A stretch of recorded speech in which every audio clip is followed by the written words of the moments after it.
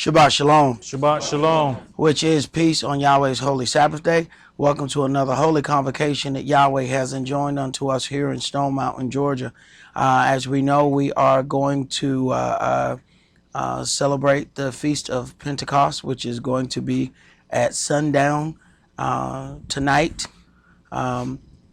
Pentecost is always celebrated, of course, on a first day, which is a Sunday. And for that reason, you end up finding a lot of Christian organizations who are dealing with the Pentecost because they don't really have to do anything different. They can just show up on a normal day that they have already gotten accustomed to showing up on and still say that they're keeping that particular holy day. And then, of course, they do that for filthy lucre's sake because they're also asking for specific offerings. But when we get in this book, it says that all males must make an appearance before Yahweh, and they are to bring as they are able. No one can tell you how much to bring, but we know that within the Sunday setup of things, there's a lot of demand of specific offering amounts, and some of those organizations are even they're doing that not just with the men, they're doing it with the men and the women as well. And what people don't see is it is clouding the way that Yahweh deals with households, or attempting to cloud that way. We know that here in the Daughter of Babylon, they want to turn the power structure of the home inside out. That works in their favor. As we look here, all of the help, all of those things are given to women. And those things are given to women for a reason, so that it can truly degrade the male. All of these things, even the aggressive manner in which child support is sought after, that is to further demean the male, and not just that, to make sure that we as a people do not overpopulate this place. Remember, in the beginning, it says the children of Israel have grown greater and mightier than us. Let us deal wisely with them. So all of these things are to deal wisely with us, and we don't notice it. And another one of those things is giving us this one-size-fits-all doctrine that we hear on Sunday morning. But when we get in this book, we find out that there was a path for Israel, and then there was a path for the Euro-Gentile. But our people are not told that. We are told that it's one path, and what is leaving us in more of the problem area. We are being taught the path of the Gentiles. Now, the problem with this path is that path works for them. That path don't work for you. And we're not only being taught the path of the Gentiles, we're being taught that we are Gentiles, and we're being taught by people who look just like us. So our people are going to seminary schools that are owned and operated by Euro-Gentiles, and then they teach them and actually fund our churches. There are many, many, many black churches that are owned by Gentiles. You just see the black guy who's standing up there in front, but he doesn't own that organization. He still has to take orders from the Gentiles above him, and those Gentiles tell him what he can and cannot teach. They tell him what scriptures he can and cannot go into. So we think that we've learned or have mislearned these things just by coincidence.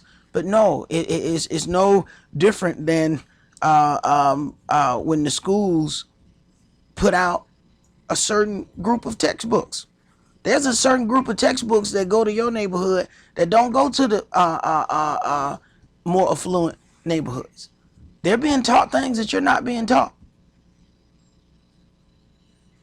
And you're being taught in a certain way, and that's just not happening just on a whim. It is planned, it is set forth, It is put into action long before, we sat down and even began to notice any of this. But brother, would you read the oracles and entreat the angel that stands at the door, so that he may come in and sup with us and us with him, that we may make this a holy convocation by the angel's presence. 1 Peter chapter 4, verses 7 through 11. But the end of all things is at hand. Be you therefore sober, and watch unto prayer. And above all things have fervent love among yourselves, for love shall cover the multitude of sins. Use hospitality one to another without grudging. As every man has received the gift, even so minister the same one to another as good stewards of the manifold grace of Elohim. If any man speak, let him speak as the oracles of Elohim. If any man minister, let him do it as of the ability which Elohim gives, that Elohim in all things may be glorified through Yahshua the Mashiach, to whom be praise and dominion forever and ever. Amen. Ephesians chapter 4, verses 29 through chapter 5 and verse 4. Let no corrupt communication proceed out of your mouth, but that which is good to the use of edifying, that it may minister grace unto the hearers. And grieve not the Holy Spirit of Elohim, whereby you are sealed until the day of redemption. Let all bitterness and wrath and anger and clamor and evil speaking be put away from you with all malice. And be you kind one to another, tender-hearted, forgiving one another, even as Elohim for Yahshua's sake has forgiven you. Be you therefore followers of Elohim, as dear children, and walk in love, as the Mashiach also have loved us, and has given himself for us an offering and sacrifice to Elohim for a sweet-smelling savor. But fornication and all uncleanness or covetousness, let it not be once named among you as becomes saints. Neither filthiness, nor foolish talking, nor jesting, which are not convenient, but rather giving of thanks. Ecclesiastes chapter 5, verses 1 and 2. Keep your foot when you go to the house of Elohim, and be more ready to hear than to give the sacrifice of fools, for they consider not that they do evil. Be not rash with your mouth, and let not your heart be hasty to utter anything before Elohim, for Elohim is in heaven, and you upon earth. Therefore let your words be few. Exodus chapter 23, verses 20 and 21. Behold, I send an angel before you to keep you in the way, and to bring you into the place which I have prepared. Beware of him, and obey his voice. Provoke him not, for he will not pardon your transgressions, for my name is in him. Revelations chapter 3, verses 20 through 22. Behold, I stand at the door and knock. If any man hear my voice and open the door, I will come in to him and will sup with him, and he with me. To him that overcomes will I grant to sit with me in my throne, even as I have also overcame and am sat down with my Father in his throne. He that has an ear, let him hear what the Spirit says unto the churches. All right. We have all heard of the narrow path to salvation that few will find. Likewise, there is also a broad path that many will travel, only to end up in destruction. Both of these aspects are well known. What has purposely been obscured is that the narrow path that leads to salvation has a fork in the road. This fork in the road divides the path of Israel from the path of the Euro-Gentiles. Today, this path has become non-existent, as true Israel are allowing themselves to be educated in Gentile-owned establishments. These establishments only teach the path allotted to the Gentiles. This one-size-fits-all approach to salvation is utterly refuted by what is written, and is causing great harm to the natural descendants of Yaakov. We're going to begin today's sermon in Acts chapter 10. And today's sermon is entitled, The Two Paths of Salvation. The Two Paths of Salvation. And we're going to begin in Acts chapter 10. And we're going to begin that at verse 1. You know, one of the biggest misconceptions that we get from the beginning is that there's only two types of people. You're either Jew or Gentile. And that right there in itself automatically starts the confusion and starts the misteaching. Because you have most people who will look and say, well, you know, I wasn't raised as a Jew, so I must be a Gentile. So they only have these two things. But I ask people a simple question, and I've never gotten an answer yet. If there's 3 sons of Noah, how do we only have 2 designations? And I've asked this to so-called Bible study teachers, and they left the room after that. I don't see how you get 2 designations out of 3 sons. When Saul was told to go to the Euro Gentiles, he didn't go nowhere. He was told to go to the Gentiles. He didn't go to Africa. He didn't go nowhere near Africa. So how is it that we sitting up in places telling people that we Gentiles, when it clearly marks the path that he has taken, and all of this is in Europe? Acts chapter 10, and let's start that at verse 1. There was a certain man in Caesarea called Cornelius, a centurion of the band called the Italian band, a devout man, and one that feared Elohim with all his house, which gave much alms to the people, and prayed to Elohim always. Now consider, this is a devout man. You don't have to be very intelligent to figure out it. He's talking about Italian, and okay, we know what Italians look like. Okay, a devout man and one that feared Elohim with all his house. Understand, the door has not been officially opened unto them. You have to understand what kind of great faith this already is, to be giving alms, to give. You have people you see every day, and they won't give any alms or offerings. This Gentile is giving offerings, and he has a very large chance that nobody will accept him dealing with this word. We say we got love. We say that we, are dedicated to the Mashiach. But do we have that kind of dedication? Go ahead. Verse 3. He saw in a vision, evidently about the 9th hour of the day, an angel of Elohim coming into him and saying unto him, Cornelius. And when he looked on him, he was afraid and said, What is it, Adonai? And he said unto him, Your prayers and your alms are come up for a memorial before Elohim. Now, there's no telling how long he's been praying those same prayers. Your prayers and your alms have come up for a memorial before Elohim. See, we do stuff about 1 or 2 times. If we don't see the fruit of it, we tired. Well, this ain't gonna work.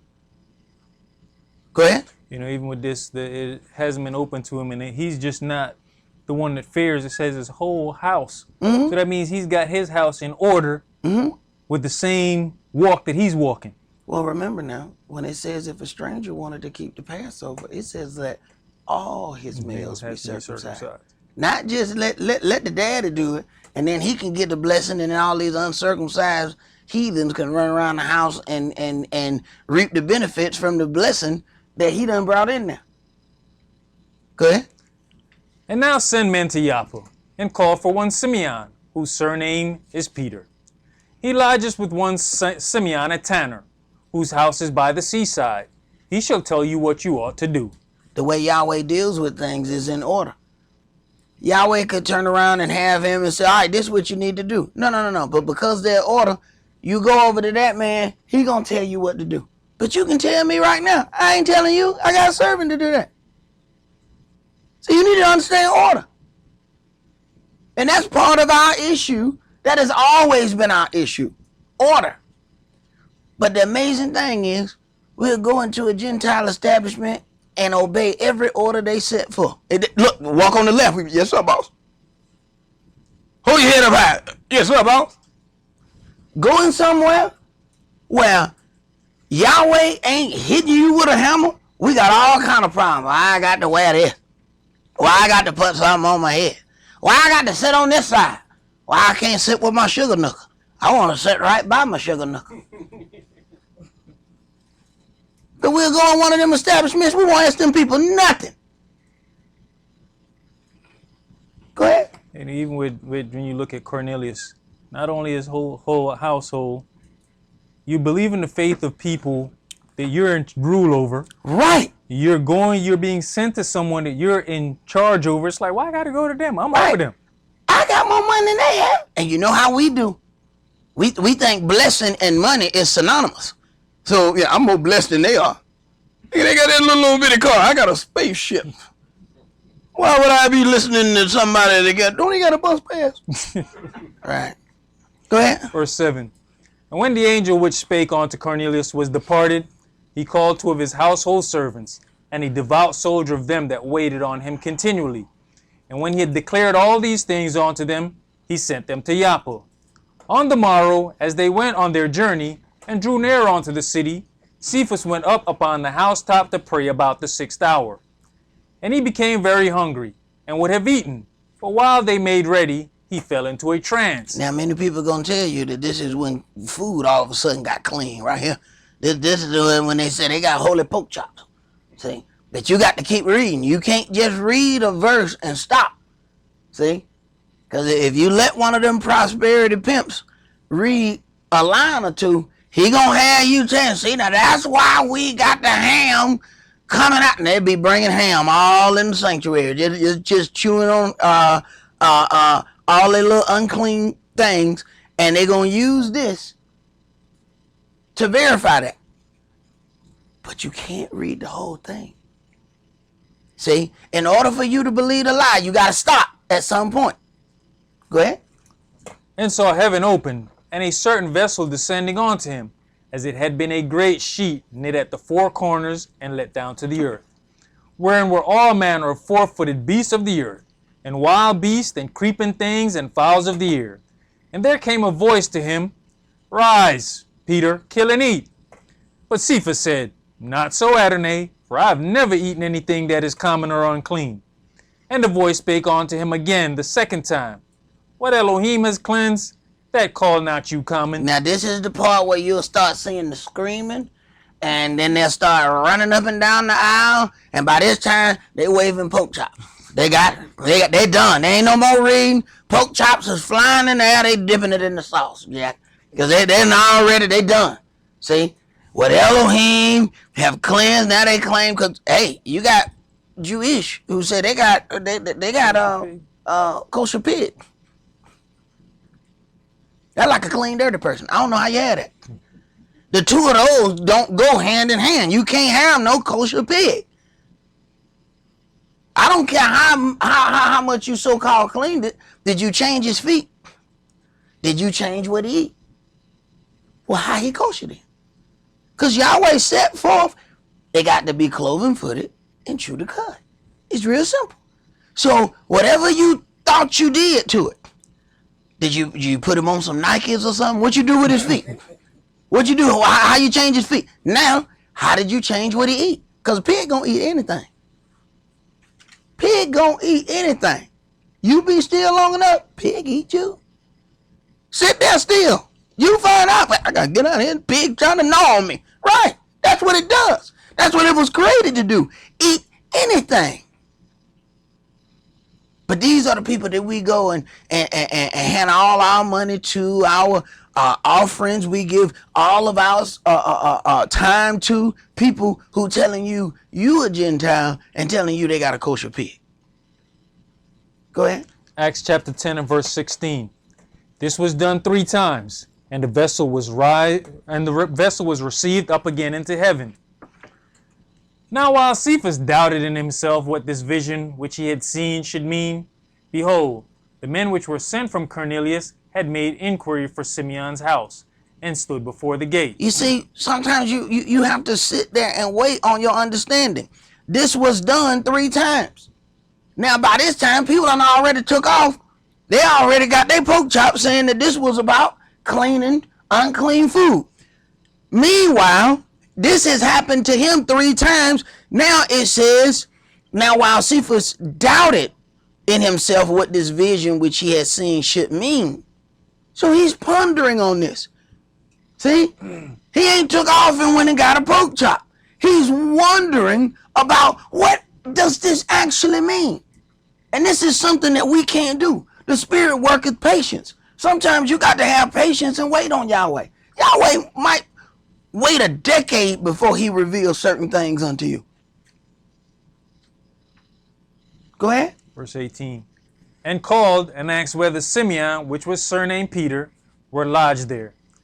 While Cephas thought on the vision, the Spirit said unto him, Behold, 3 men seek you.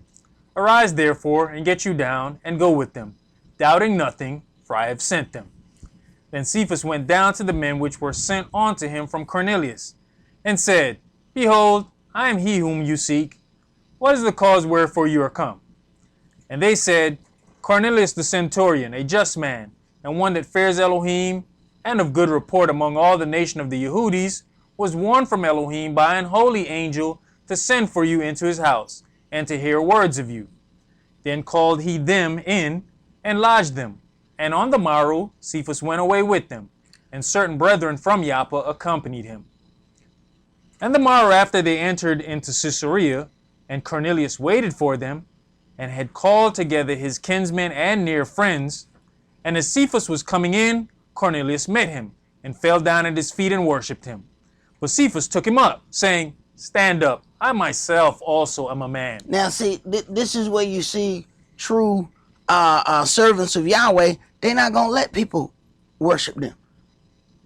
Man, you watch these folks, you got folks out calling themselves the comforter and all of these things, and people chanting and all of these, chanting other brothers' names, and brothers got all these titles. I'm general, I'm colonel, I'm King David, I'm this, I'm that. Man, a real servant of Yahweh ain't finna let you bow down to him, because a real servant of Yahweh worrying about Yahweh getting on him. A real servant of Yahweh not finna sit there and let you bow down to him. Like, man, you understand what Yahweh gonna do to me? Man, get up! So if you anywhere near somebody letting you bow down to them, you out of order, and they out of order too for letting you do it.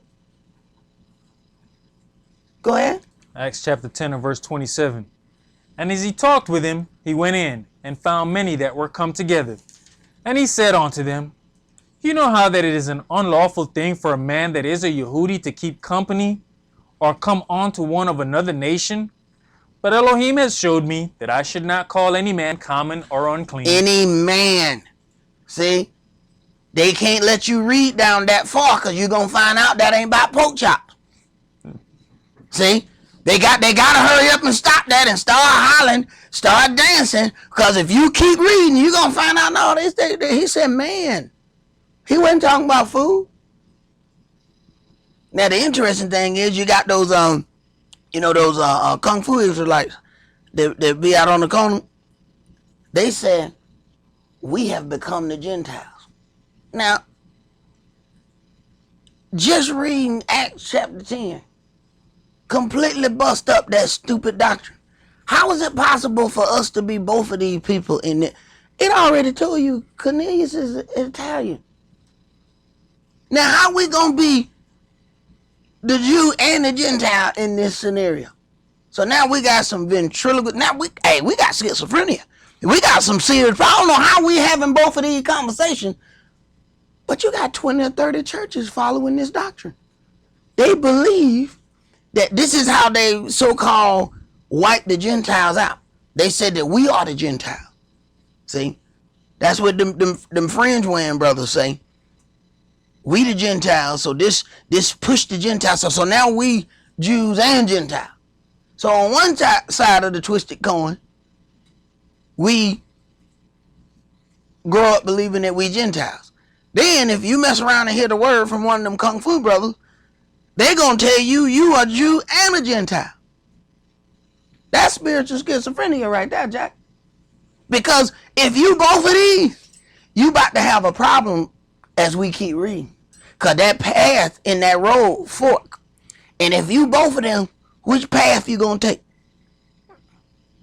Is Jew salvation to the left, Gentile salvation to the right? Or you about to have a problem now. What you gonna do?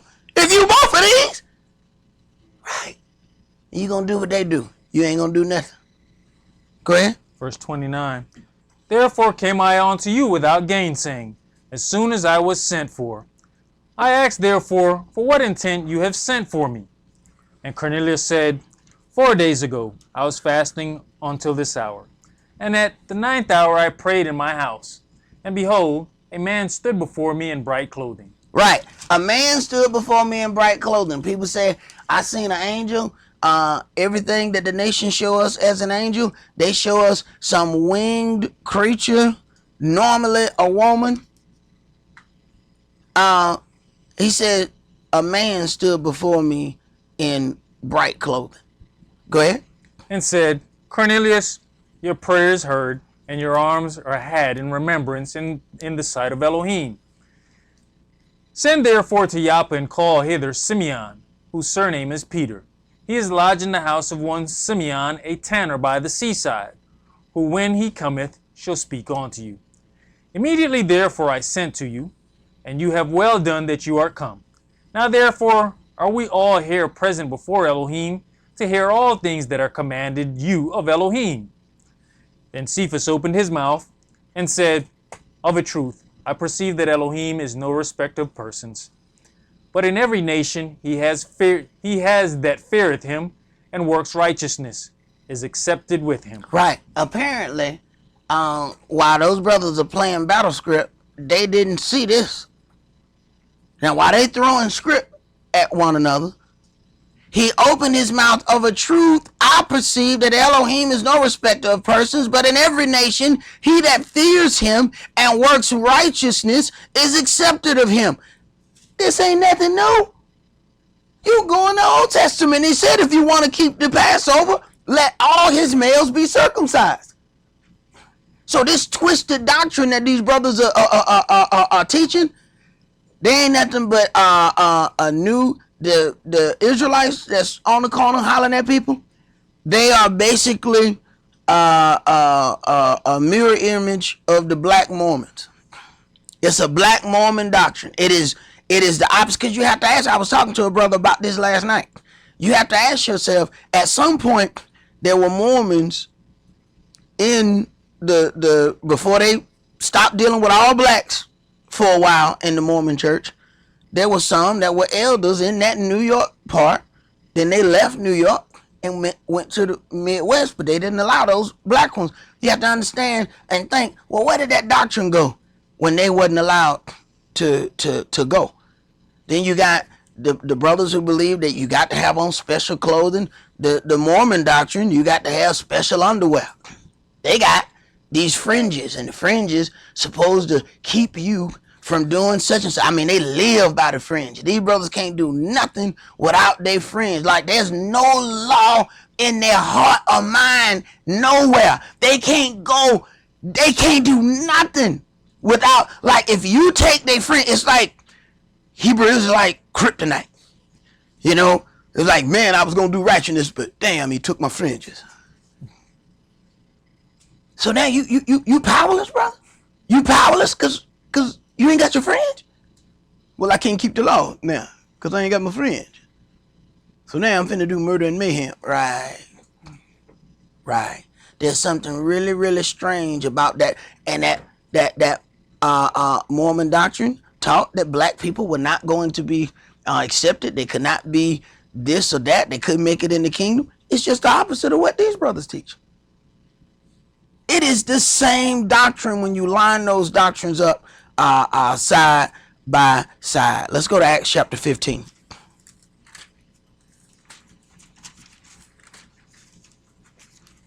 And if you notice, the Mormons hit the street.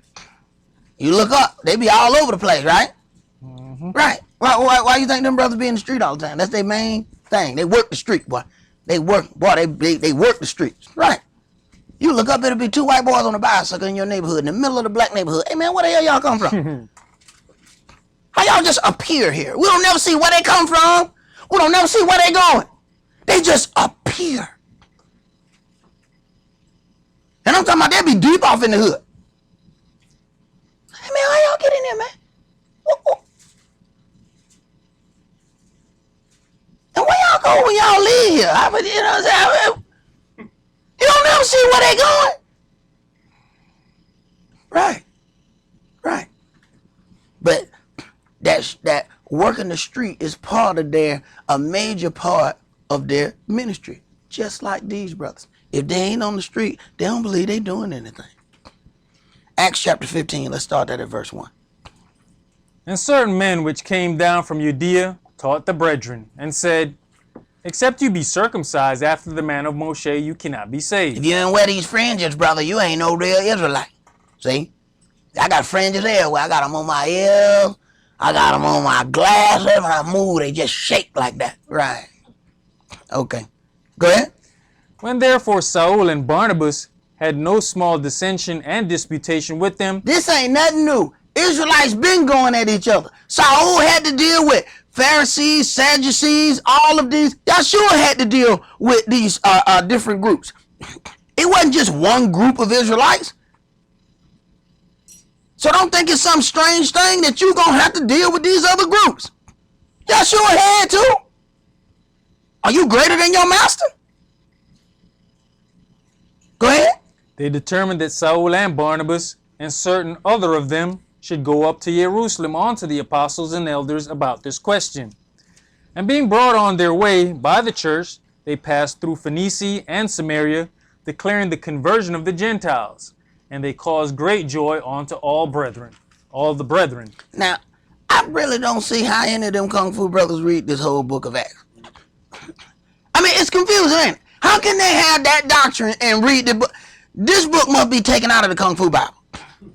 Acts must not be in the Kung Fu Bible. It must have a special Kung Fu Bible, that do not have Acts in it. Because it completely obliterates this false doctrine. They cannot have this book in there. Go ahead. And when they were come to Jerusalem, they were received of the church and of the apostles and elders, and they declared all things that Elohim had done with them. But there rose up certain of the sect of the Pharisees which believed, saying that it was needful to circumcise them and to command them to keep the law of Moshe. Right. So now there's a question about how the Euro-Gentiles are going to attain unto their salvation, and then how the children of Israel are going to attain unto theirs. Now, if you don't understand who you are in this book, if you don't understand whether or not you are a Israelite or a Gentile, you're not even going to understand which one of these paths you're supposed to take. So here it is. You got people reading this. You got people who have gone through this for 40 years. And they still don't know what path they're supposed to take. Because they don't know who they are. Go ahead. And the apostles and elders came together for to consider of this matter. And when there had been much disputing, Cephas rose up and said unto them, Men and brethren, you know how that a good while ago Elohim made choice among us, that the Gentiles by my mouth should hear the word of the gospel and believe. Right. Cephas was the rock of the church, but then there was another brother sent. Saul was the one who actually went to the Euro-Gentiles. But Yahweh does things in order. It had to be opened up that that Cephas understood this was going to be done. Then he brought a brother to go and do that. Order. So when somebody said, well, Kish, God told me to take your van to Florida. Well, all right, well, I'm going to wait for him to tell me that, Wait, that's what happened here? That's the part that people missing. See, you go and let these people go and tell you anything. Well, God told me to tell you such and such. God told me to do such. When he got ready to go and do this order, he sent Cephas. Mm-hmm. Cephas had a vision. And so did Saul. So as he told one to go, he told the other one, I got this right here going. So when those two things line up, they're verified. Go ahead. Verse 8. And Elohim, which knows the hearts, bear them witness, giving them the Holy Ghost, even as he did unto us. And put no difference between us and them, purifying their hearts by faith. Mm-hmm. Now therefore, why tempt you Elohim to put a yoke upon the neck of the disciples, which neither our fathers nor we are able to bear. But we believe that through the grace of the Adonai Yahshua the Mashiach, we shall be saved, even as they. Even though we have two different paths, they don't have to do these other things. We still are doing those. But if you got this one size all fits, doctrine, and you think, hey, we just do what they mention in the New Testament, do you understand who is talking and who are they talking to? Go ahead. Then all the multitude kept silence and gave audience to Barnabas and Saul, declaring what miracles and wonders Elohim had wrought among the Gentiles by them. Mm-hmm. And after they had held their peace, Yaakov answered, saying, Men and brethren, hearken unto me. Simeon has declared how Elohim at first did visit the Gentiles, to take out of them a people for his name. Mm-hmm. And to this agree the words of the prophets, as it is written, After this I will return, and will build again the tabernacle of David, which is fallen down, and I'll build again the ruins thereof, and I'll set it up, that the residue of men might seek after the Adonai, and all the Gentiles upon whom my name is called, saith the Adonai, who does all these things. Known unto Elohim are all his works from the beginning of the world. Wherefore my sentence is, that we trouble not them, which from among the Gentiles are turned to Elohim. Right. So when the brothers say, and they teaching, well, we have become the Gentiles, well, the Gentiles not under the law. Well, why y'all wearing fringes? Whoa. We got a little conflict there now. Wait a minute. You claim we Jews and Gentiles. The Gentiles not under the law. Why you need fringes everywhere you go? Right. Go ahead. Verse 20. Acts chapter 15 and verse 20. But that we write unto them that they abstain from pollutions of idols, and from fornication, and from things strangled, and from blood. For Moshe of old time has in every city them that preach him, being read in the synagogues every Shabbat day. Right. So, just as it is written in Acts 13, the Gentiles first heard the word on the Sabbath day and came back the next Sabbath day to hear the word again. We see that even after the birth, death, and resurrection of the Mashiach, they're still keeping the Sabbath day. That Sabbath day wasn't changed till 325 years later. Go ahead. Then pleased it the apostles and elders with the whole church to send chosen men of their own company to Antioch with Saul and Barnabas, namely Yehudas, surnamed Barsabas, and Silas, chief men among the brethren. And that was changed by a leader, not by a church leader. That would be the equivalent of letting Donald Trump tell you what day to go to church on. Now, do that make any sense? Go ahead. And they wrote letters by them after this manner. The apostles and elders and brethren send greeting unto the brethren which are of the Gentiles in Antioch and Syria and Cilicia. For as much as we have heard that certain which went out from us have troubled you with words, subverting your souls, saying, You must be circumcised and keep the law, to whom we gave no such commandment. Right, we ain't tell them to tell you that. Go ahead. It seemed good unto us, being assembled with one accord, to send chosen men unto you with our beloved Barnabas and Saul, men that have hazarded their lives for the name of our Adonai Yahshua the Mashiach. We have sent therefore Yehudas and Silas, who shall also tell you the same things by mouth. For it seemed good to the Holy Ghost and to us to lay upon you no greater burden than these necessary things, that you abstain from meats offered to idols, and from blood, and from things strangled, and from fornication, from which if you keep yourselves, you shall do well. Fare you well. So when they were dismissed, they came to Antioch. And when they had gathered the multitude together, they delivered the epistle, which when they had read, they rejoiced for the consolation. And Yehudas and Silas, being prophets also themselves, exhorted the brethren with many words, and confirmed them. And after they had tarried there a space, they were let go in peace from the brethren unto the apostles. All right, let's go to our Romans chapter 2.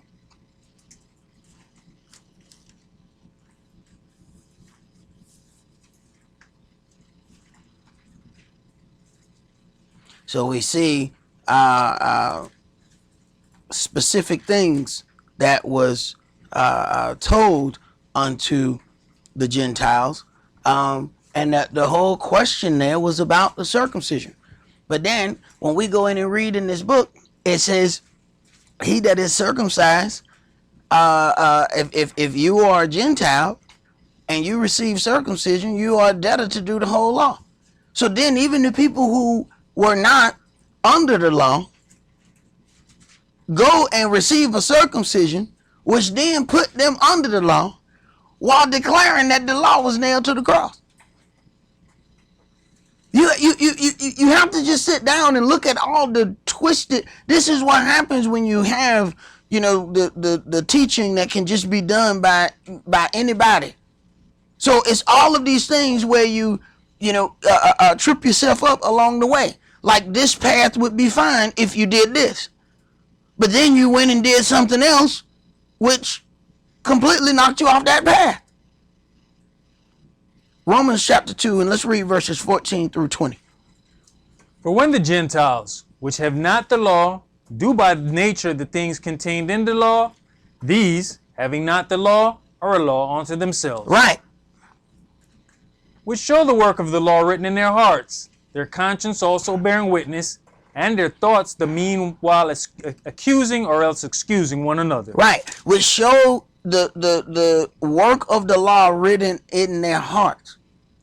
So it's automatically telling you that they have a special level, because they were not given the law, but if they do the things by nature, now they're walking on a high ground.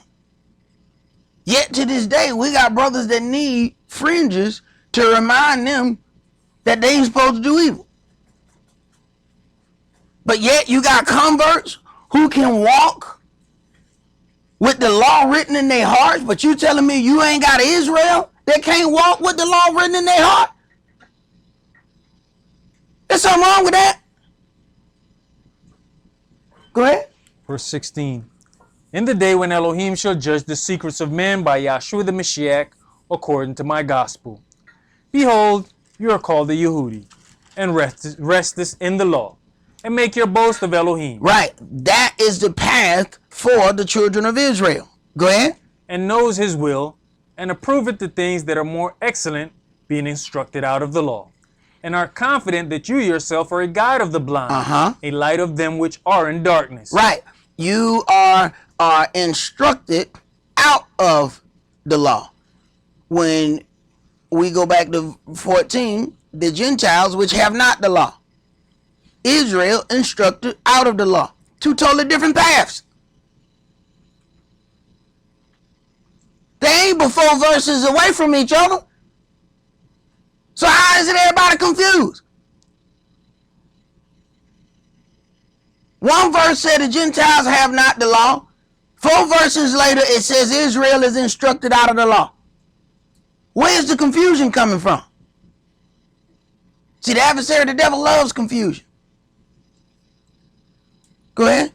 An instructor of the foolish, a teacher of babes, which has the form of knowledge and truth in the law. All right, let's go to back to Acts. Let's go to Acts chapter 21.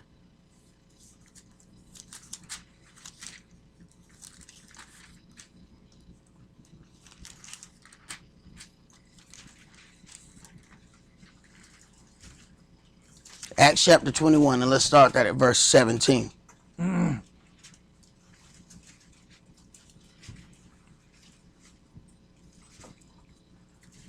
Verse 17.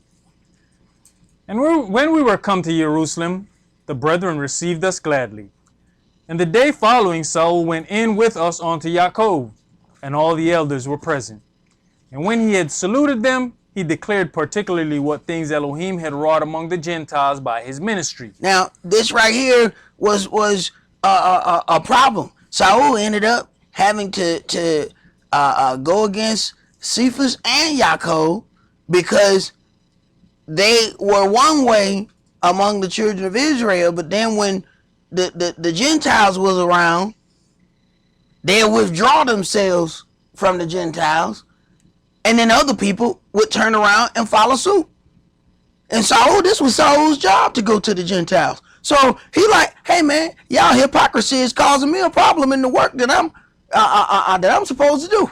Now you can kick it with the Gentiles when ain't nobody watching, but then when the rest of the children of Israel come in, they're like, oh, let's step aside. No, that ain't gonna work. So he ended up having a serious issue with them and voiced his issue. And Cephas was the rock on which the church was formed. And Saul had sharp words with how they dealt.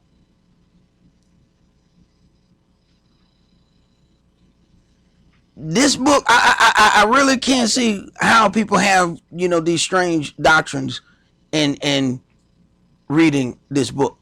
But I know how it ends up happening, because people will read, and instead of paying attention to what they read, they pay attention to what their so-called generals tell them it really means. It'll say stop. They say, well, see, the general said that mean go. No, man, it said stop. Yeah, but see, the general is he's King David in the flesh, you see? And he said stop mean go. All right, well, try it out there in that street right there. Go there, when you see stop, I want you to go. And I want you to have 9-1 already dialed, so that when you hit, whatever you hit, all you got to do is press that 1 before you pass out, okay? Because you're going to the hospital, because there's something seriously wrong with that thought process. Go ahead. Verse 20. And when they heard it, they glorified the Adonai, and said unto him, You see, brother, how many thousands of Yehudis there are which believe, and they are all zealous of the law. And they are informed of you, that you teacheth all the Yehudis which are among the Gentiles to forsake Moshe. Right. This is what the question was. It wasn't what not. They are informed of you that you teach all the Yehudis which are among the Gentiles to forsake Moshe. All right. The Euro Gentiles don't have to follow the law. But what about the children of Israel who are among them? Now, according to the Kung Fu brothers, we became Gentiles. Yet, he's automatically saying that there's a different doctrine. He's trying to make sure, look, if it's a Jew in there, we know that you were sent to the Gentiles.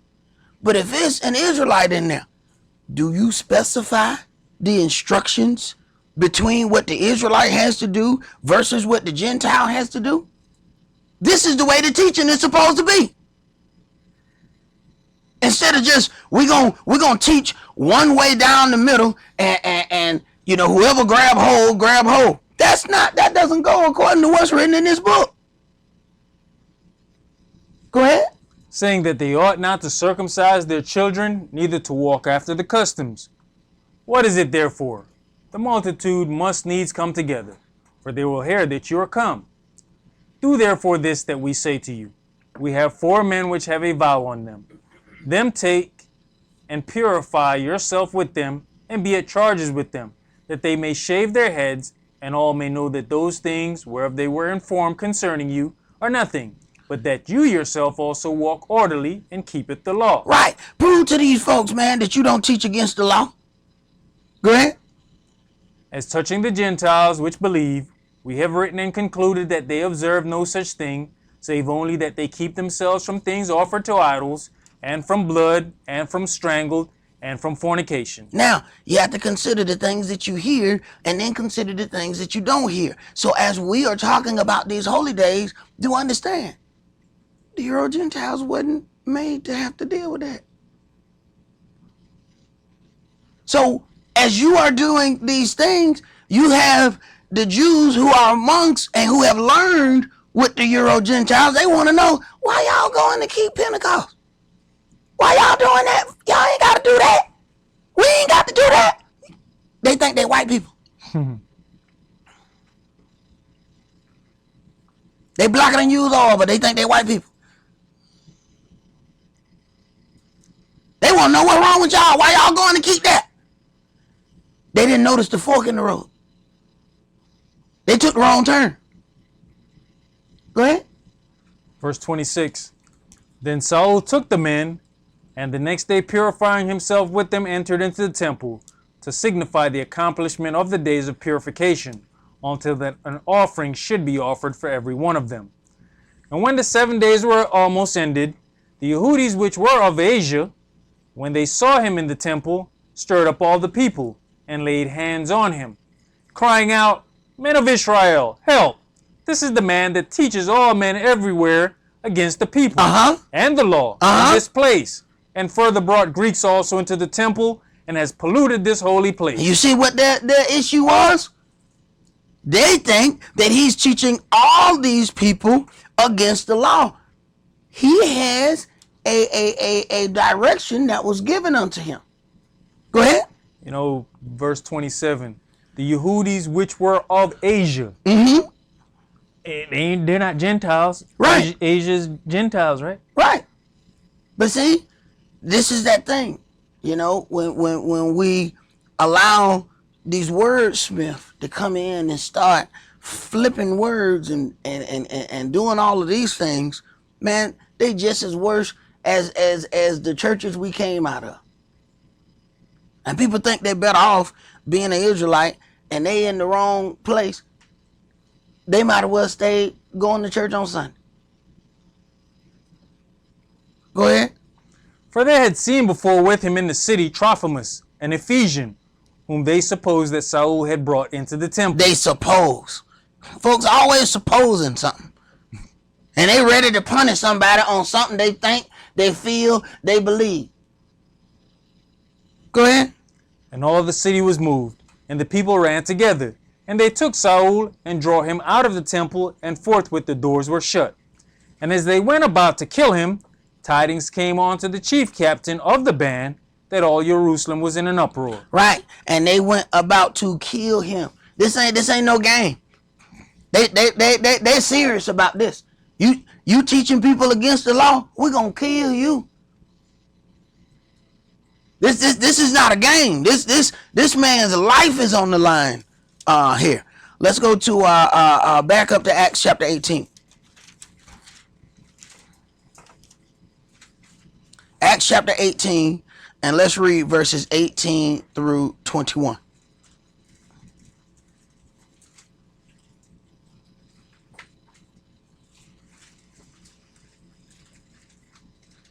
Verse 18. And Saul after this tarried there yet a good while, and then took his leave of the brethren, and sailed thence into Syria, and with him Priscilla and Aquila, having shorn his head in Cenchrea, for he had a vow. And he came to Ephesus, and left them there. But he himself entered into the synagogue, and reasoned with the Yehudis.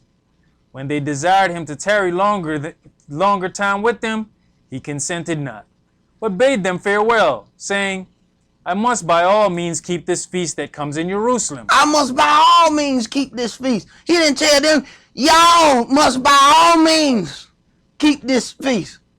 No. The Gentiles, y'all, we already read what they had to do. No. I gotta go do this. I'll see y'all when I get back. I got somewhere to go. But people want to know, why y'all going all out y'all way to go and keep Pentecost? They don't know who they are. Go ahead. But I'll return again unto you, if Elohim will. And he sailed from Ephesus. All right, let's go to chapter 20. And let's start reading that at verse 16.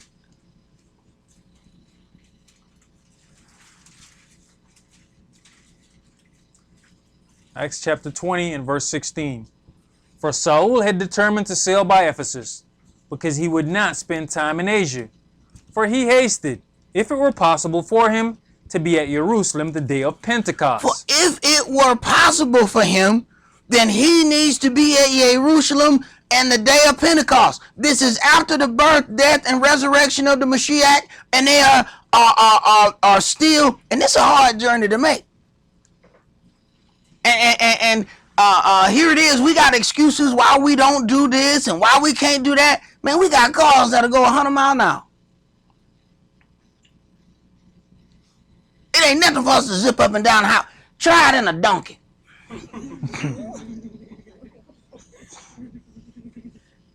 See how long that trip take. And y'all sitting here whining. Y'all got a GPS to tell you where to go? You got music. Wasn't no radio on the donkey.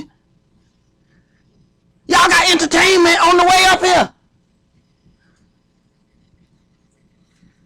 That little trip might take them 8-9 days. Y'all getting there in a couple hours. And we got excuses. But let it be about some vanity. Boy, we'll go out halfway across the country for some vanity. Let them tell you, yeah, man, it's a pit bull convention up in Chicago. I'm going to go up there, man. I'm going to get, we're going to watch all the nice pit bulls. You going to drive halfway across the country to look at some dogs? Right. Yahweh is a very jealous Elohim. So then when you tell him, well, I couldn't really do nothing for, my appearance. Oh, but you wouldn't have seen them damn dogs, though. Right. Now, you done made your Elohim jealous about some dogs. Consider that now. Right. Go ahead. Verse 17. And from Miletus he sent to Ephesus and called the elders of the church. And when they were come to him, he said unto them, from the first day that I came into Asia, after what manner I have been with you at all season, serving the Adonai with all humility of mind, and with many tears and temptations, which befell me by the lying in wait of the Yehudis, and how I kept back nothing that was profitable unto you, but have showed you and have taught you publicly and from house to house, testifying both to Yehudis and also to the Greeks, repentance toward Elohim and faith toward our Adonai Yahshua the Mashiach. And as we have read, he has to do this differently depending on which one of them is in front of him. If he has Yehudis in that crowd and Greeks, he has to specify the different path of salvation. But this is not taught in churches. This is not even mentioned in churches. So whereas somebody is showing you, this is the part of how they have really confused us. When somebody say, you see, it says the law is nailed to the cross. You see, it said all you had to do was these things right here. And if they don't understand who they are as a people, then they figure, I do these 4 or 5 things, I'm straight. But they didn't get to stand before the mount while Yahweh spake with a voice. No, that happened to you. That's why it's a heavier weight on you. Go ahead. Verse 22. And now, behold, I go bound in the spirit unto Jerusalem, not knowing the things that shall befall me there, save that the Holy Spirit witnesses in every city, saying that bonds and afflictions abide me. But none of these things move me, neither count I my life dear unto myself, so that I might finish my course with joy, and the ministry which I have received of the Adonai Yahshua, to testify the gospel of the grace of Elohim. And now, behold, I know that you all, among whom I have gone preaching the kingdom of Elohim, shall see my face no more. Wherefore I take you to record this day, that I am pure from the blood of all men. All right, let's go to Romans chapter 11.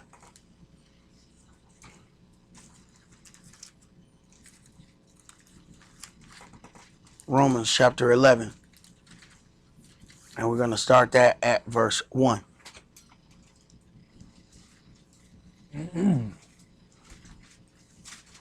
For people to be able to teach some of the things that they are teaching, it's whole books in here that they have to just either completely distort or they just have to throw out. In that Jehovah's Witness doctrine, they have to throw out Isaiah. Isaiah can't be in there. That it causes too many problems with the things that they have. Then their book is edited, even the part that is there. So you know when they start reading, you better go get your own book. Cause see, they'll start reading some things to you, and you'll say, "Oh, okay, well that's what it say, man. I thought it said something else." It did. You need to go get your own book. See, that's what their book say. And do understand, they edit their stuff every year. Every year they got a new edit. They got edits that even they don't know about. They just get the latest one. That's a problem. The truth don't need editing. If it was true when it was first said, then it's still true today. See? When somebody tell you, no, I edited my story. What you mean? No, I told you I went to the store. You didn't go to the store? Well, no, I edited it. I went by the store. Well, nigga, you lied. What you mean you edited the story? Either you went to the store or you didn't. Well, I went near the store. Okay. Romans 11, start at verse 1. I say then, has Elohim cast away his people? Elohim forbid. For I also am an Israelite, of the seed of Abraham, of the tribe of Benjamin. So how is it that people say that they don't know what an Israelite is? Without an Israelite, there is no Christianity, which is what they end up calling it. But this is where all their teaching comes from. So how is it that they're saying that they don't know what an Israelite is? This is the danger of cherry picking which parts you're going to read. Go ahead. Elohim has not cast away his people which he foreknew. Know you not what the scripture says of Elias? How he makes intercession to Elohim against Israel, saying, Adonai, they have killed your prophets and digged down your altars, and I'm left alone, and they seek my life. But what says the answer of Elohim unto him? I have reserved to myself 7,000 men who have not bowed the knee to the image of Baal. 7,000 men is not a lot of people. Go ahead. Even so, then, at this present time also, there is a remnant according to the election of grace. And if by grace, then it is no more of works. Right. Now, the adversary is going to try to trick you, says no more works. So you don't need to be trying to do nothing. All you need to be trying to do is write that check. You don't need to be trying to do nothing else. So you trying to work your way. Man, there's no more of animal sacrifice, man. Go ahead. Otherwise, grace is no more grace. But if it be of works, then it is no more grace. Otherwise, work is no more work. What then? Israel has not obtained that which he seeks for, but the election has obtained it, and the rest were blinded. That's why you sitting here and other people not. The election have obtained it, and the rest were blinded. The rest, it's a remnant, a small remnant that's going to be able to see.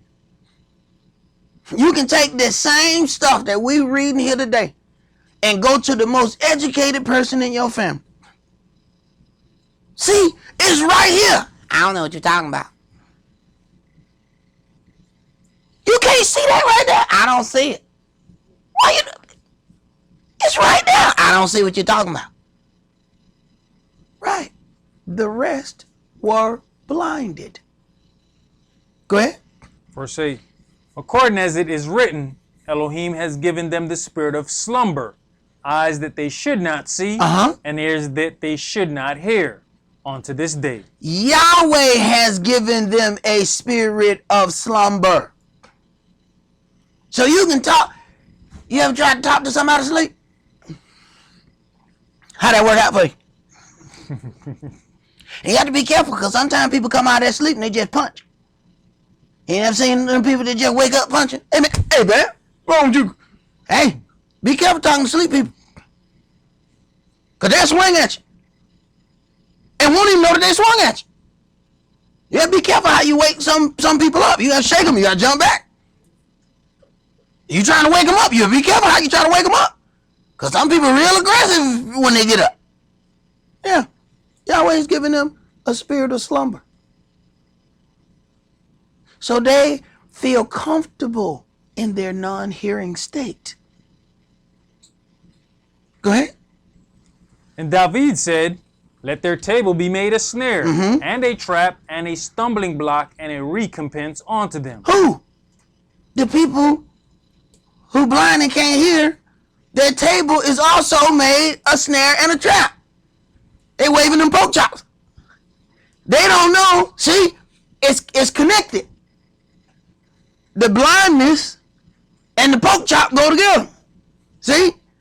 You can tell when people start seeing, they start realizing this is a pork chop. But the blind folk don't know they waving a pork chop. They say, oh, this is delicious. Eating all kind of parasites. This is delicious. I wonder why I feel sick sometimes. Right. Go ahead.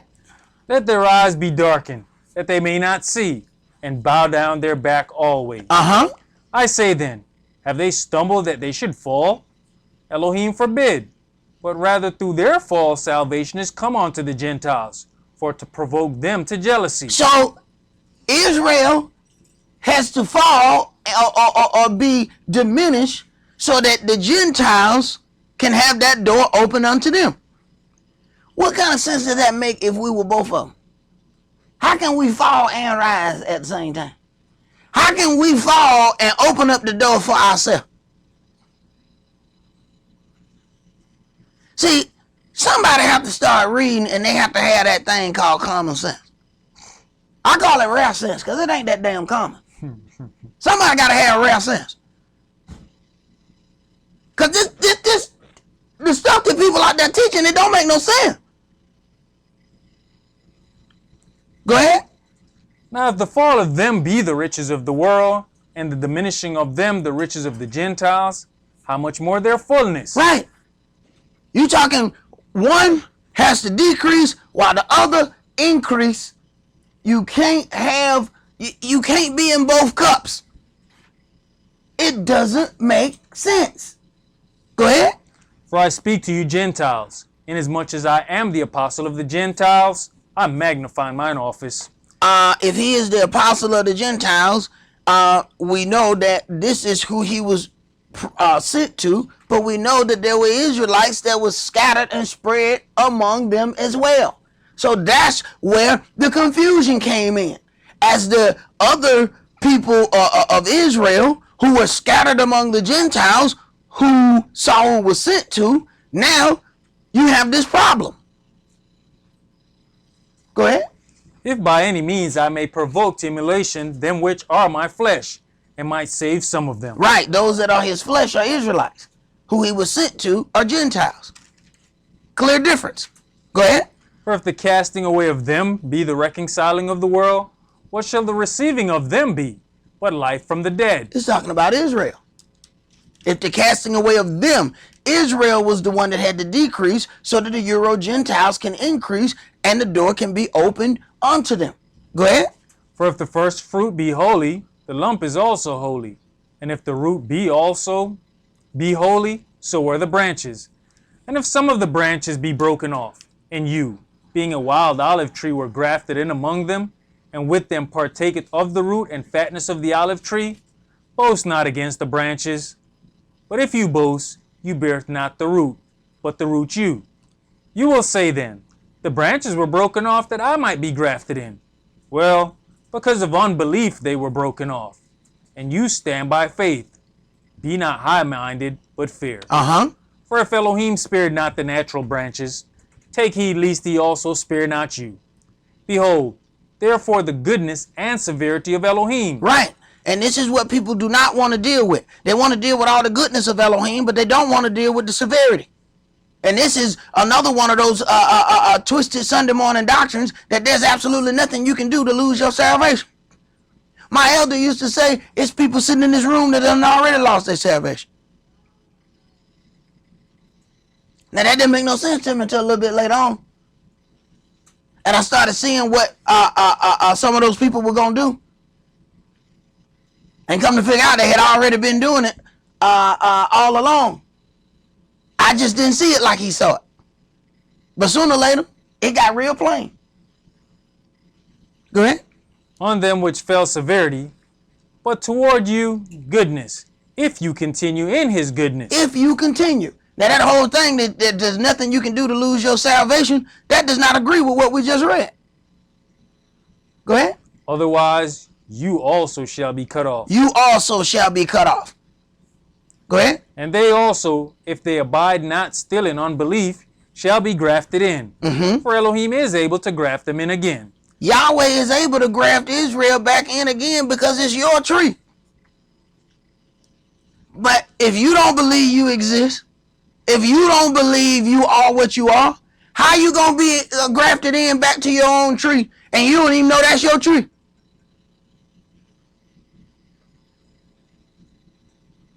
Go ahead. For if you were cut out of the olive tree, which is wild by nature, and were grafted contrary to nature into a good olive tree, how much more shall these, which be the natural branches, be grafted into their own olive tree? Your tree wants you to be in it. Go ahead. For I would not, brethren, that you should be ignorant of this mystery, lest you should be wise in your own conceits, that blindness in part has happened to Israel, until the fullness of the Gentiles be come in. Blindness in part is happened to Israel until the fullness of the Gentiles be come in. The fullness of the Gentiles is the time that they have been given the rule. So during the time of Gentile rulership, most of Israel is going to be blind as to who they really are. This is why they were able to go and grab some Gentiles out of Germany and tell the whole world, hey, y'all, look, we found the Jews. Hey, look, they suffered in Germany, in Europe, so we're going to go and give them some land in the Middle East. Wait a minute now, wait a minute. That don't even make good sense. If they suffered in Germany, why y'all give them land in Germany? See? But knowing that blindness in part is going to be on Israel during the whole time of rulership of the Gentiles, then these things were going to be able to be passed off. Because that means you got a land of Israelites or a people of Israel who don't know that that's their land that's being given away. I mean, you read these things about squatters and people in other people's houses and things like that. Imagine if you don't know it's your house. And you see people going into the house. And you're like, ooh, look at them. They're going in their house. You're like, you do know they're your house, right? If you knew it was yours, you would stop. Hey, man, come out of there. But when you think it's somebody else's house, you just sitting there looking. Ooh, look, they just moving their stuff right on in there, too. Look at them. And you just talking, narrating how they taking your house, but you don't know it's yours. So you sitting there as a bystander, watching all of this stuff go down, because you don't know it's your property. Go ahead. Verse 26. And so all Israel shall be saved, as it is written, there shall come out of Zion the deliverer, and shall turn away ungodliness from Jacob. Mm-hmm. For this is my covenant unto them, when I shall take away their sins. As concerning the gospel, they are enemies for your sakes, but as touching the election, they are beloved for the Father's sakes. For the gifts and calling of Elohim are without repentance. For as you in times past have not believed Elohim, yet have now obtained mercy through their unbelief, even so have these also now not believed, that through your mercy they also may obtain mercy. For Elohim has concluded them all in unbelief, that he might have mercy upon all. Oh, the depth of the riches both of the wisdom and knowledge of Elohim! How unsearchable are his judgments, and his ways past finding out.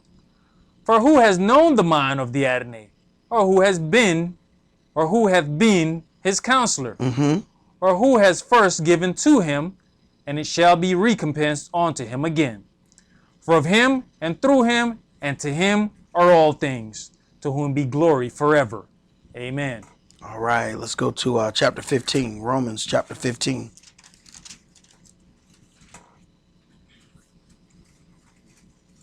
Romans chapter 15, and let's start that at verse 1.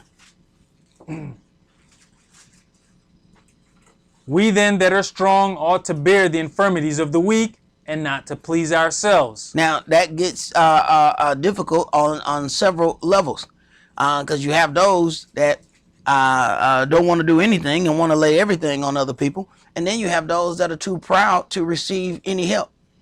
They'll have problems and be right amongst you, and nobody ever knew it.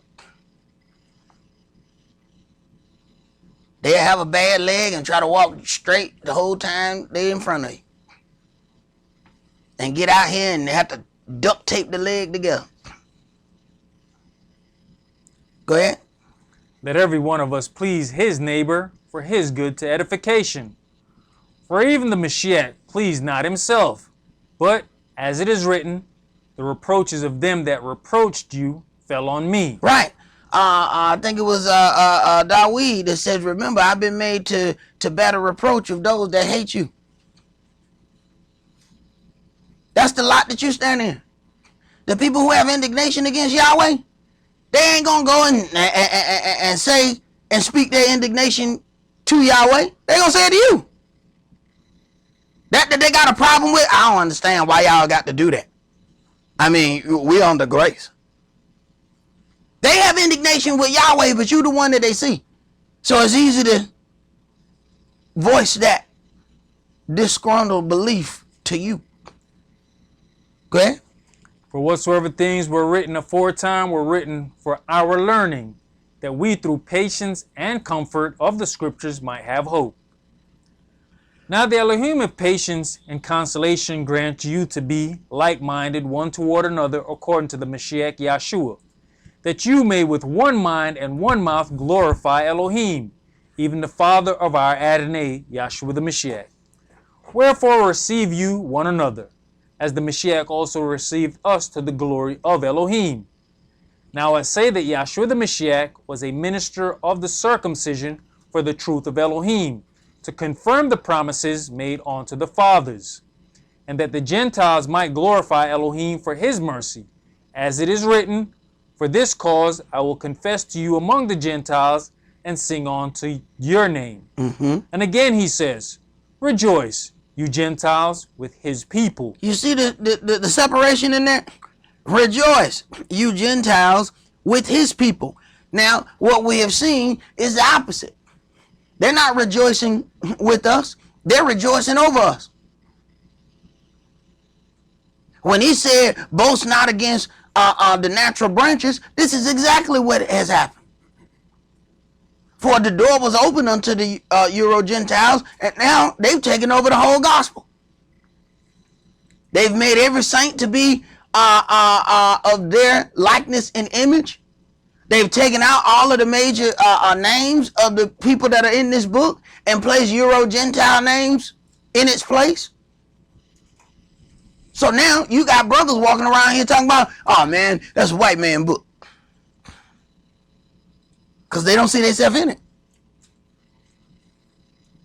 Go ahead. Verse 11.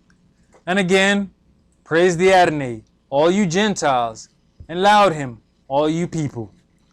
And again, Isaiah says, there shall be a root of Jesse, and he that shall rise to reign over the Gentiles, in him shall the Gentiles trust. Right. So when you deal with this, that people have gone into Germany and pulled out some people that they call Jews, and it doesn't take much research to research Germany and find out those are Gentiles. So how they become Gentiles and Jews? And the irony with this false teaching is that brothers will openly tell you that these people can't be Jews because they're Gentiles. Yet they tell you that you can be a Jew and a Gentile at the same time. So you got to be able to hear hypocrisy. When you hear it in the teaching, you know, wait a minute now. If that's the same concept that you're applying over here on the left, take that and let's apply that over here. But they don't do that, which is the same thing that they do with the twisted tribal chart. They'll apply one thing to one individual or one tribe, but then they won't apply those same things to the other side. And that's a problem. Go ahead. Romans chapter 15 and verse 13. Now the Elohim of hope fill you with all joy and peace in believing, that you may abound in hope through the power of the Holy Spirit. And I myself also am persuaded of you, my brethren, that you also are full of goodness, filled with all knowledge, able also to admonish one another. Nevertheless, brethren, I have written the more boldly unto you in some sort, as putting you in mind, because of the grace that is given to me of Elohim, that I should be the minister of Yahshua the Mashiach to the Gentiles, ministering the gospel of Elohim, that the offering up of the Gentiles might be acceptable, being sanctified by the Holy Spirit. I have therefore whereof I may glory through Yahshua the Mashiach in those things which pertain to Elohim. For I will not dare to speak of any of those things which the Mashiach has not wrought by me, to make the Gentiles obedient, by word and deed, through mighty signs and wonders, by the power of the Spirit of Elohim, so that from Jerusalem and round about unto Iconium I have fully preached the gospel of the Mashiach. Pardon me. Yes, so have I strived to preach the gospel, not where the Mashiach was named, lest I should build up another man's foundation. Least I should build upon another man's foundation. So I'm not going to the place where the Mashiach was already taught. Least I'm going to build on top of somebody else's foundation. Go ahead. But as it is written, to whom he was not spoken of, they shall see, and they that have not heard shall understand. For which cause also I have been much hindered from coming to you. But now having no more place in these parts, and having a great desire these many years to come unto you, whensoever I take my journey into Spain, I will come to you. For I trust to see you in my journey, and to be brought on my way thitherward by you, if first I be somewhat filled with your company. But now I go unto Jerusalem to minister unto the saints. I go unto Jerusalem to minister unto the saints. Go ahead. But it has pleased them of Macedonia and Achaia to make a certain contribution for the poor saints which are at Jerusalem. Right. So they're going to gather up money and take this back to Jerusalem to deal with the saints of Israel. Now, today, they got a little, Christian fellowship for the Jews, where you got white people taking up money for other white people. And they claim that they're giving this to the Jews. But this is how they milking all the rest of the earth. And the people are giving all of this money. And I mean, they collecting millions upon millions. And the people thinking that they're giving that to Israel. Some of the people believe that they're giving that to Israel. Go ahead. Romans chapter 15 and verse 27. It has pleased them verily, and their debtors they are. For if the Gentiles have been made partakers of their spiritual things, their duty is also to minister unto them in carnal things. Right, but that's supposed to come to you. They have been a partaker of your spiritual things. They should then help you in carnal things. But that's not what's happening. Go ahead. When therefore I have performed this, and have sealed to them this fruit, I will come by you into Spain. And I am sure that, when I come unto you, I shall come in the fullness of the blessing of the gospel of the Mashiach. Now I beseech you, brethren, for the Adonai Yahshua the Mashiach's sake, and for the love of the Spirit, that you strive together with me in your prayers to Elohim for me, that I may be delivered from them that do not believe in Judea, and that my service which I have for Jerusalem may be accepted of the saints, that I may come unto you with joy by the will of Elohim, and may with you be refreshed. Now the Elohim of peace be with you all. Amen. All right, let's go to Deuteronomy chapter 4.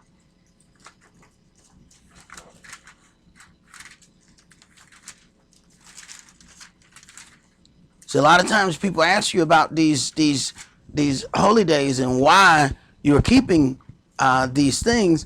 You a lot of times to be able to answer a question, you need to understand the area from which it is asked. So you got to understand that they're asking that from a place of believing that nobody should have to do these things. They don't understand the difference between the Jew and the Gentile, and they don't understand that there's a different path between the Jews and the Gentiles. And not understanding who they are, they have just accepted the most popular path. And we do that all the time. How many times you done gone into a store and they got like 2 or 3 lines, or especially if it's something out, like maybe at a concert or something like that, we'll look and it's a big long line, and we get in that line because that's the line everybody in. Then there's another line over there got 2 people in it, but we scared to get in that line, can't put 2 people in it. So we stand in the line, they got 150 people in it, and nobody goes over there into that line they got 2 until the girl said, I can help somebody over here, and then 75 people not run over each other, shooting each other bows and stepping on each other. It wasn't but 2 people in the line, but because we want to go to the path most traveled. So nobody goes over and steps out of line and says, excuse me, sweetie, are you open? Yeah, I'm open. Well, show you right then. Let's get this thing on. But no, we want to stand in the line because we want to be safe. See, safe is standing in the line that everybody else standing in. So we're not going to ask no question. But once you get burned a few times, you learn to start asking questions. Say, I've done that before. And I'm standing in the line. I've been standing there about 35, 45 minutes. Then I realize I'm in the wrong damn line. Oh, wait a minute, man. You mean that? So did the left line? Yeah, bro, you ain't supposed to be in that line. You supposed to be, hey, man, ain't nobody told me. Well, you ain't asked nobody either, bro. See, you just came here, you saw a long line, and you start standing there. See? You find out how you go down there to DMV. Boy, you be standing in the wrong line for an hour and a half. Don't ask no question. Go on down there. Keep on with you. We're going to follow the path most travel. Go ahead. You're going to be in the wrong line for an hour and a half. And you going to feel sumo cum laude stupid. You done stood in this line. You got all your papers ready for an hour and a half. And you just tell me you do 1 step every 10 minutes. And you got all the way to the front. I'm sorry, sir. You should be in line D.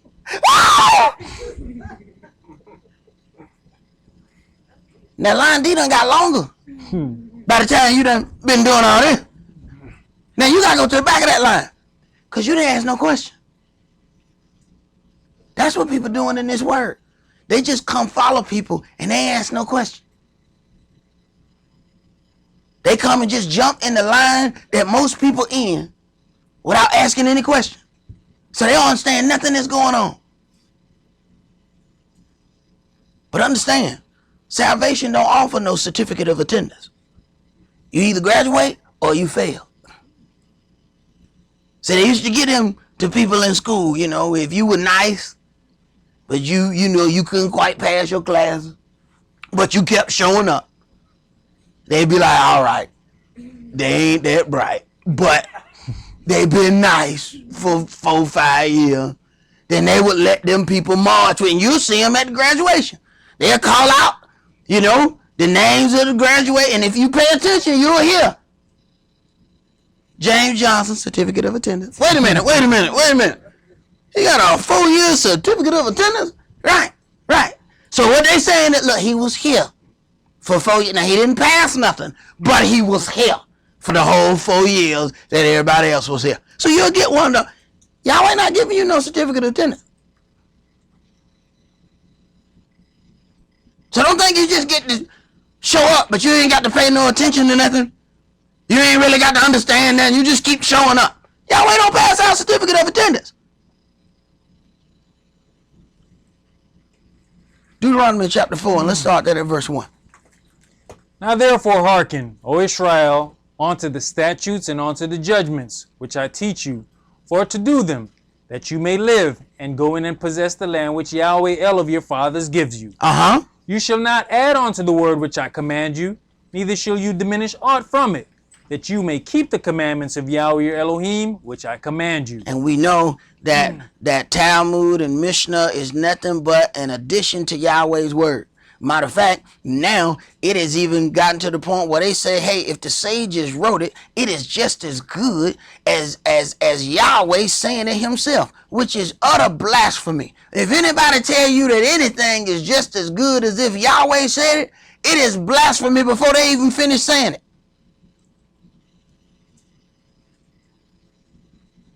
Kish had something on the computer the other day, and it was showing the little line that they have around the Jewish communities so that they can keep the law.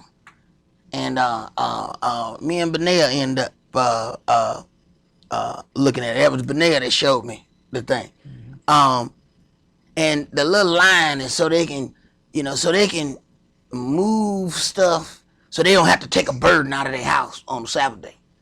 So that way they can just, and then somebody come and inspect the little line and everything. They got a little it's got to be some serious money in this for you to have lines all the way around the community and they hook to the telephone pole. I mean, you got to talk to the utility people for you to be able to put that on their pole. So you can slide articles or something. I don't know. I guess they just put some biscuits and just let it go around the line. I don't know what they be doing. But that way they can say, look, I didn't leave with the burden. It's over my head on the string. See? What in the... It is some of the strangest things that go on, that people trying to circumvent the law. You got people turning their alarms off so the red light won't come on the motions. They say, well, see, I don't want the motion to work on the Sabbath. It's not a person, man.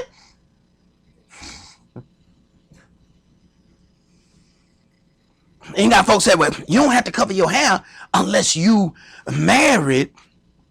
Then that means that you married when you cover your hair, when you cover. So now they said, well, see, I'm gonna cover my hair with hair. Excuse me?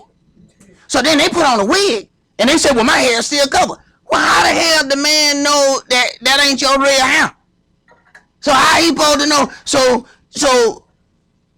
he's supposed to look and see, okay, well, oh, that's fake hair. So you are still married, or what? That's a tad bit confusing, don't you think, bro? So you gonna cover your hair with hair, and then say, "Well, I'm still covered." See, this fake hair, right? So if you put on a shirt that's got boobies painted on it, can you just say, "I covered up my boobies with other boobies"? They covered. Yeah, I still see boobies. Yeah, but these are pictures of boobies. These are not the real ones. What the hell wrong with these people, man? And these are people that we giving all our attention to. These are people that we let teaching up. These are people that we getting taught by. I can wear 2 pairs of head covering. Hey, brother, if your hair can come out, I guess you can wear 2 pairs of head covering. Just put it on. Just cover your hair with hair. I mean, hey, if it worked for the women, why won't it work for you? You know? Yeah, you got a lot of brothers want them locks anyway. They put all that yarn in their hair. Yeah, brothers wearing weave. And brother got the fake locks. Right. There's some strange stuff being taught out here, man. It is some real strange stuff being taught out here. And because they being taught by people with pomp and circumstance, we giving it some kind of validity. But that's some strange doctrine. And that stuff that they do with the circumcision of the children, I'm not even going to mention that today. But that's some strange. Y'all need to look that up. What happened with the foreskin?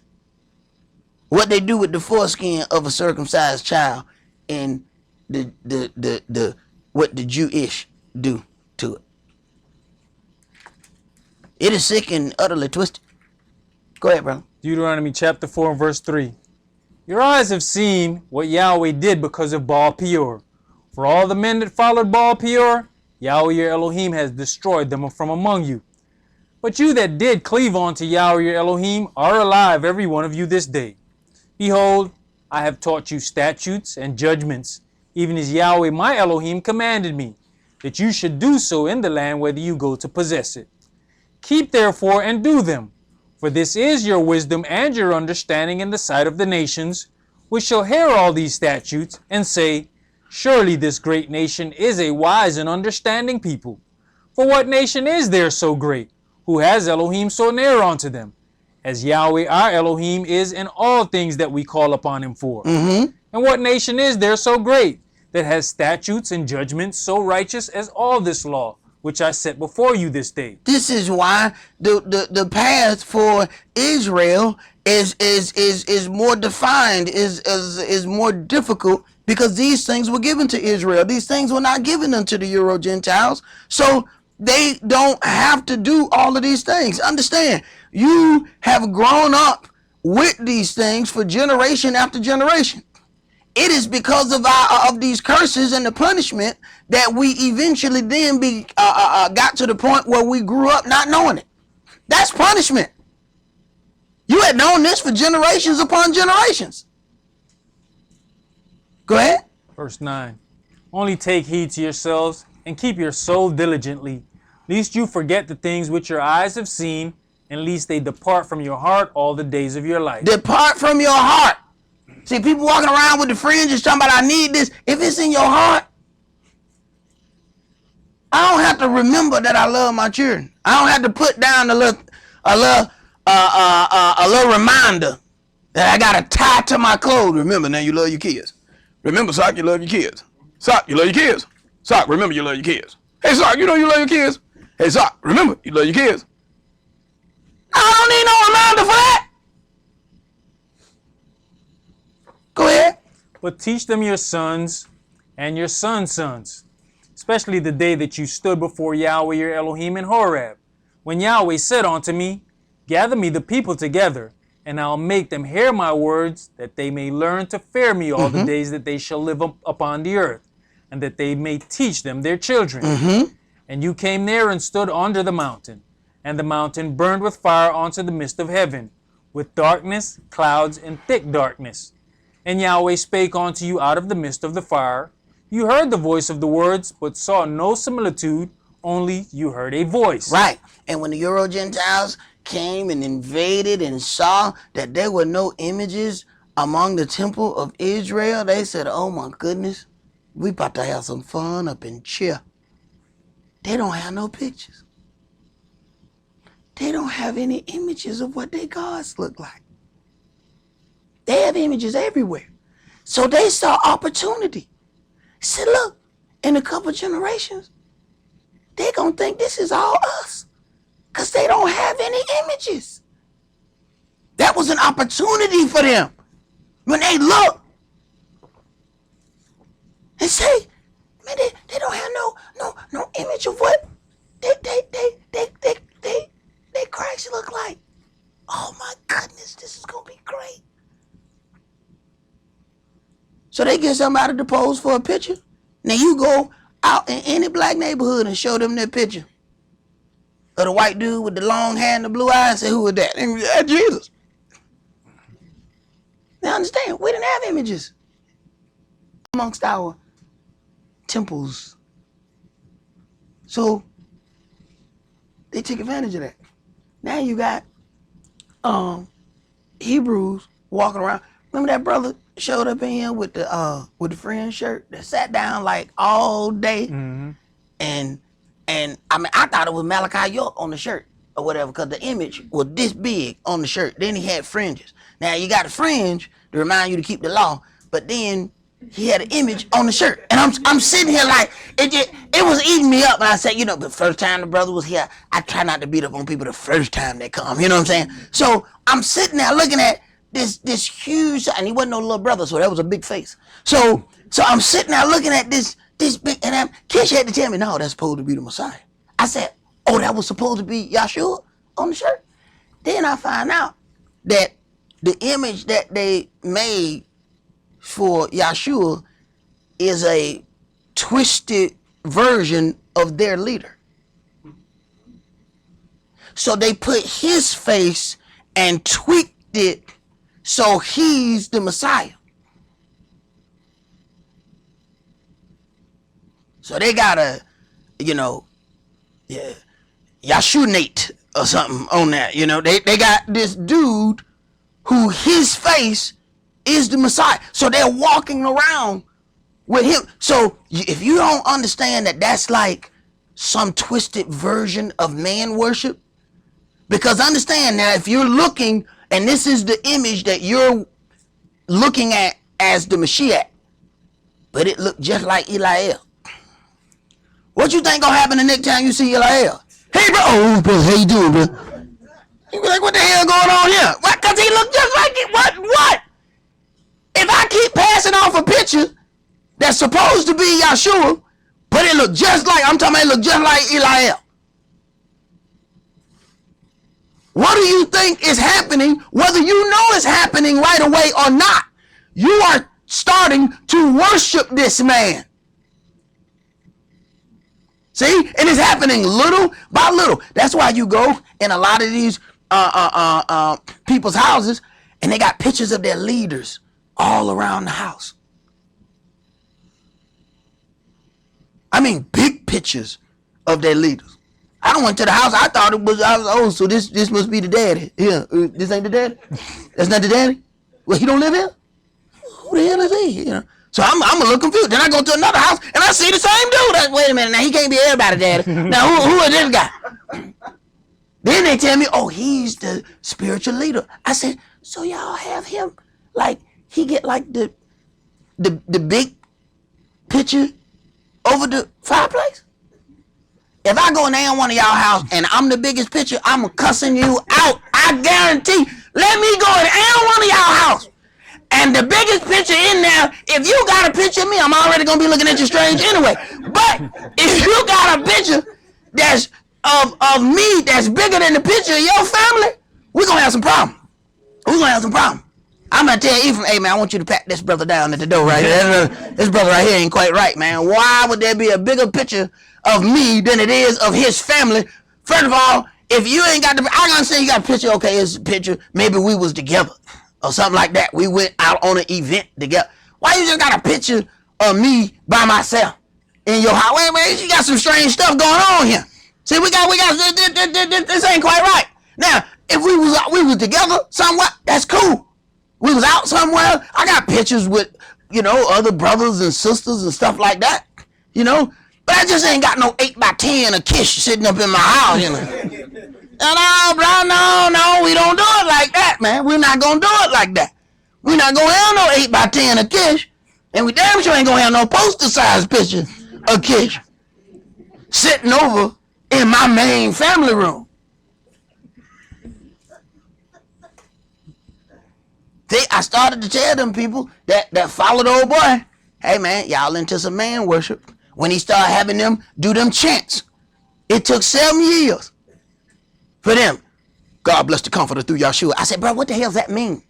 God bless the comforter through Yahshua. God bless the comforter through Yahshua. Bro, what does that mean? Next thing you know, he'd be like, hey, y'all want to meet the comforter? So he started them out with the chant. Next thing you know, he didn't explain to them what the chant meant. And I told him, when you started the chant, you was already in trouble. And all y'all looking at this like, this is something y'all not going to have to deal with. Let me tell you something. In the book, he says, I'm going to purge out the rebels. Let me give y'all a little news flash. You going to purge out the rebels. Oh, you thought you just going to sit back and y'all, we're going to just sit back and we're going to watch. We're going to say, yes, Yahweh, Hercules, yes, get them, Yahweh. They are out here. Sandman, yes. No. What Moshe say? Cleanse you, Israel. They had to do that themselves. Why you think you learning this? And people talking about, well, the women don't teach. What you think? Them dudes, what you think them kung fu dudes ain't got no wives? They got some kung fu wives. They're going to be doing that. They're going to be doing battle script. And y'all going to have to be ready. They got daughters. So y'all sitting here thinking y'all listening and y'all ain't going to have to deal with. No, battle script got daughters and wives just like her. And they going to be coming at you. Ezekiel 14, sister. What you going to do? You got to be ready. Go ahead, bro. Deuteronomy chapter 4 and verse 13. And he declared unto you his covenant, which he commanded you to perform, even 10 commandments. And he wrote them upon 2 tables of stone. And Yahweh commanded me at that time to teach you statutes and judgments, that you might do them in the land whether you go over to possess it. Take you therefore good heed unto yourselves, for you saw no manner of similitude on the day that you saw, on the day that Yahweh spake unto you in Horeb out of the midst of the fire.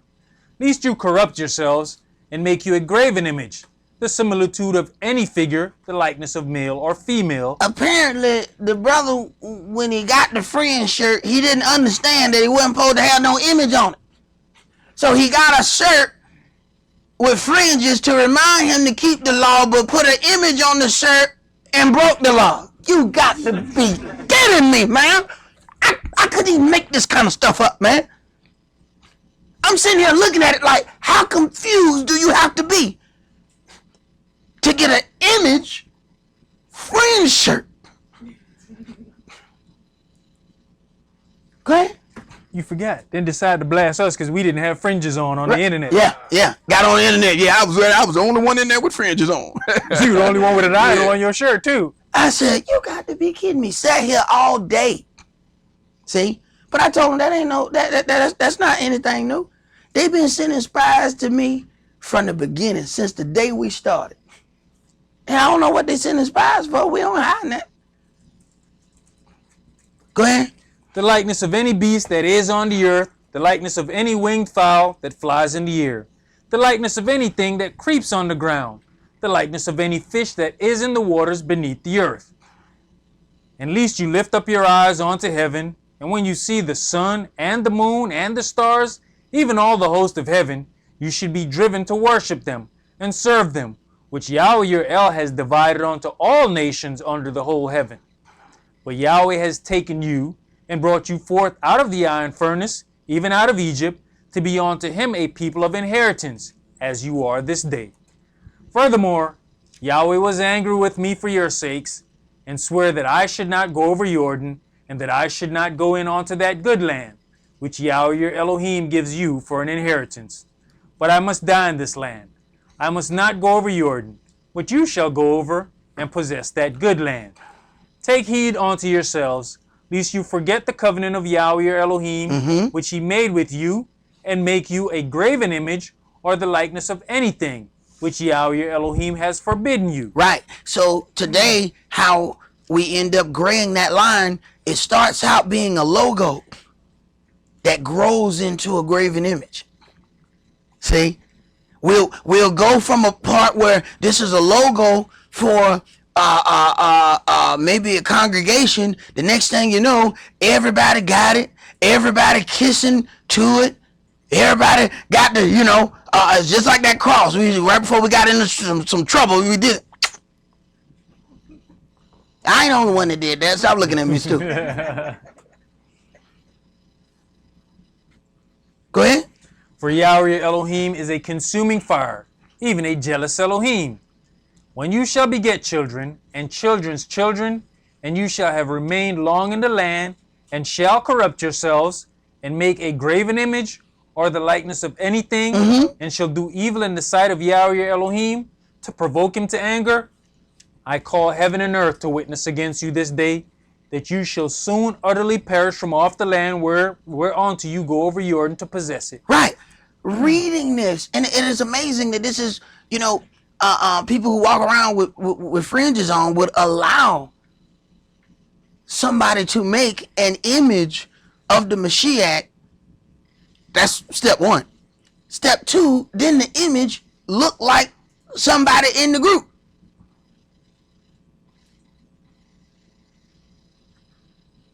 How you stand by with that? Go ahead. You shall not prolong your days upon it, but shall utterly be destroyed. And Yahweh shall scatter you among the nations, and you shall be left few in number among the heathen, where the Yahweh shall lead you. Right. See, this is the part that people don't want to attribute to these other nations, that they want to say that all these other nations are Israel. This is how Yahweh makes sure that we didn't take over a place where we were sent to. Yahweh shall scatter you among the nations, and you shall be left few in number among the heathen. So, rather than sending all of us to America, no. If I send all y'all to America, y'all gonna take over America. So I'm gonna spread you out. I'm gonna send some of you here, then I'm gonna send some of you here, and I'm gonna send. So everywhere you go, you gonna be the minority there. You will not be able to take over that place. Yet they got this twisted travel chart where all the people in the country are the same people. Wait a minute, man. That completely goes against Yahweh's word. That's not possible. You're supposed to be few in number in the places where you are. How you going to be the whole Hawaiian island? So all y'all went to the same place and then all y'all took it over? So Yahweh must have lied then. I was talking to Ezekiel last night. He had mentioned to me something about the tribal chart. It was funny. He said he was talking about Joseph. You remember the thing? It said Ephraim was one, and Manasseh was one. One of them was Cuban and one was something else, right? Dominicans. Cuban and Dominican, or something like that, right? Whatever it was. It's a lie anyway, so don't remember it. Okay. Then he said, well, if they both sons, right? Then is Joseph Cuban or Dominican then, since he the daddy? I just had to start laughing. I said, why? I said, bro, that's funny. Because how the daddy gonna be one thing and then the two sons is something else? It was Cuban, Puerto Rico. Yeah, I don't remember. It's a lie anyway, so don't worry about it. Don't worry about it. Don't rack your brain trying to remember it, because it don't make no sense. It don't make no sense. Go ahead. And there you shall serve gods, the work of men's hands, wood and stone, which neither see, nor hear, nor eat, nor smell. Right. This is what you're going to learn to serve these other gods. But the key here is that you shall be left few in number among the heathen. So that completely obliterates the tribal chart. It completely erases. The only one that makes sense on the chart is you. Nothing else on the chart makes any sense. Because none of those places are they few in number. Go ahead. You know, even when you look at this, one of the brothers brought to my attention about during the civil rights movement, we see wood and stone, and we know that's Islam and Christianity. And who did you have back then? Two leaders, King and X. Those are your two choices, Malcolm X or Martin Luther King. Right. The wood and the stone. Right. You ain't find no brothers wasn't in there worshiping Buddha and all this other stuff. He didn't say, I'm gonna give you wood and stone and Hare Krishna and I'm gonna give. Now we done picked up all this new stuff. These are the things that's got us the wood and the stone. So this other stuff is new. So when they start talking about, you know, that we are all these other nations and they worshiping these strange gods, Yahweh said, I'm gonna give you wood and stone. Well, what the hell they worshiping over there? See, they got people from all over the world, and they can't explain how they got there either. Because some of them places are too far in for a ship to even have brought them there. So how they get there? How a whole country of people get there? It don't make sense. You have to apply common sense when you're reading this book. Go ahead. Verse 29. But if from thence you shall seek Yahweh your Elohim, you shall find him, if you seek him with all your heart and with all your soul. With all your heart and all your soul. Yahweh looks at your effort. Understand something. He was watching you when you put all your effort into worshiping the adversary of the devil. Even though you didn't know you were worshiping the adversary of the devil. But you put all your effort. You put all your time, your energy, your money. He watched you when you getting ready to go to the club. It took you 2 hours to figure out what you were going to put on. You tried 4 or 5 different outfits. I'm going to be killing them in this, boy. I'm going to be killing them. Right. He saw you. And then you just half show up for Yahweh. Oh, it's a problem. Because he said, come to me with your whole heart. See? With all your heart and all your soul. So when you give him a half effort, do understand he's a jealous Elohim. He got a problem with you. Because he know the effort that you put forth in other places. You don't get to give him some half effort and he just supposed to accept it. Like the word said, offer it unto your governors. This lame sacrifice. Offer it to them and see if they accept it.